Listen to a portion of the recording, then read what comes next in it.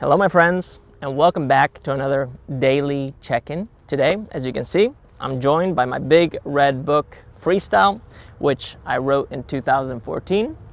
You may or may not have read it, but either way, I thought I would share a principle for progression that I talk about in the book that you may be able to use not only in movement, but in any aspect of your life. So what I'm going to do is I'm just going to read a little bit about the 60% rule and share with you what my thinking is behind the rule itself.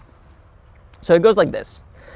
The 60% rule states that once you have achieved 60% of success at any stage of a progression, it is time to introduce the next stage of your training or practice. This is not an exact science. It's about intuition. This is about understanding what's going on in here. If you've ever heard me talk about performance, you know that I say true human performance is measured by feel. When it feels right in your head, in your heart, in your gut, then you're most likely trending in the right direction. And if you allow for time to pass by, the numbers will follow. That's what I'm trying to say here, is that we must tap into our intuition. We must start to understand that 60% of progress is up here more than down here in our bodies, in the metrics, in the data. And I continue by saying that my experience is that once you succeed more often than you fail, it is better to introduce the next stage than to wait for more success in the current stage. What I'm trying to say here is that once you get to the point where you are more confident than you're not, then it's a good time to introduce the next little piece to push you a little bit closer to your edge and make you a little bit more uncomfortable, challenge you a little bit more, and see how that foundation that you've created carries over.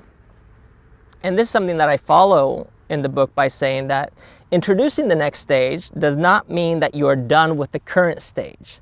When you can perform 60% of the movement well, this is something you need to define what well really means, you add new movements or move on to the next one.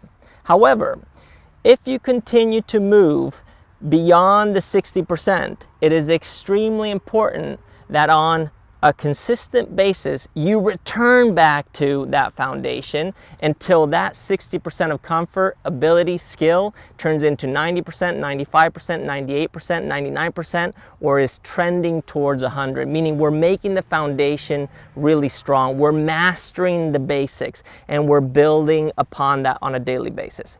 And an example for this would be if you are a lifter, a weightlifter, and you can snatch or clean and jerk 100 kilos, for example, and that is your 1 rep max, your personal record.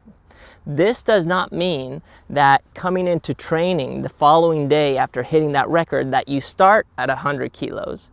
You actually start with an empty barbell, and then you start working closer and closer to your limitations, and that becomes your practice. And it's being able to cycle back in and out of that foundation that gets you to progress quicker, safer, more effectively, and more efficiently. So that is the 60% rule, a great way of tapping into your intuition, not getting stuck or bogged down by the current metrics, and allowing your body to lead.